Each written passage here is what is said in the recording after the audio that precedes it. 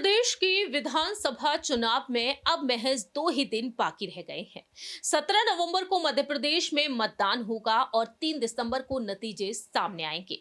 ऐसे में देखा जा रहा है कि कांग्रेस और बीजेपी में कड़ी टक्कर देखने को मिल रही है। लेकिन बात यहां पर अगर की जाए समाजवादी पार्टी से लेकर आम आदमी पार्टी और बहुजन समाज पार्टी के बारे में, तो एड़ी चोटी का बल इन राजनीतिक दलों की तरफ से भी लगाया जा रहा है।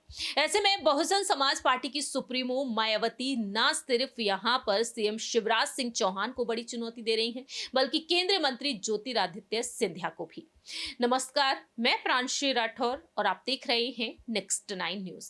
दरअसल आपको बता दें कि ग्वालियर चंबल संभाग को लंबे वक्त तक संभालते हुए नजर आए हैं ज्योतिरादित्य सिंधिया और आज भी बखूबी संभाल रहे हैं। ऐसे में देखा गया है कि चंबल पर पूरी तरीके से फोकस कर रखा है बहुजन समाज पार्टी की सुप्रीमो मायावती ने। यहां पर वह जनसभा को संबोधित करती हुई नजर आई हैं और अब देखा जाए तो यहां पर दलित वोट बैंक को साधने की पूरी कोशिश में वह जुटी हुई है, क्योंकि चुनावी प्रचार का आज आखिरी दिन है और जो आखिरी दौर चल रहा है, इस आखिरी दौर में देखा गया है कि मायावती ने भी यहां पर पुरजोर लगा दिया है। दरअसल आपको बता दें कि बहुजन समाज पार्टी हर बार की तरह इस बार भी सबसे ज्यादा फोकस चंबल अंचल पर कर रही है।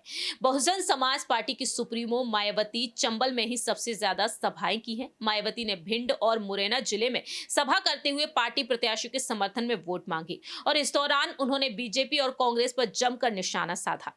मालूम हो कि बहुजन समाज पार्टी के प्रत्याशी संजीव सिंह कुशवाहा संजीव के पक्ष में नई गल्ला मंडी में सभा को इन्होंने संबोधित किया और कहा कि तत्कालीन उत्तर प्रदेश की बीएसपी सरकार ने गरीबों और दलितों के हित में काम किया था, लेकिन इस बार मध्य प्रदेश में बीएसपी की सरकार बनवाएं और दलित और गरीब तबके की बीएसपी सरकार के ही काम कर सकती है और ये आज आप लोग को किसी अन्य दलों के प्रलोभन में न आते हुए बहुजन समाज पार्टी को ही वोट करें। उनका कहना रहा कि इस बार सरकार बीएसपी की बनवाइए। यहाँ पर मायावती ने साफ तौर पर अपनी बात रखी। वहीं दूसरी ही तरफ मायावती मुरैना पहुंची और उनका कहना रहा कि पूरे देश में बीएसपी ही अकेली पार्टी है जो विरोधी पार्टियों की तरह देश के बड़े बड़े पूंजीपतियों और धना सेठों की आर्थिक मदद से नहीं, बल्कि अपनी पार्टी के ही आम कार्यकर्ताओं की आर्थिक मदद से चुनाव लड़कर केंद्र और राज्य की सत्ता में आना चाहती है। बता दें आपको कि 2018 के विधानसभा चुनाव में बसपा को सूबे में 2 सीटें मिली थी, जिनमें से एक चंबल अंचल से थी।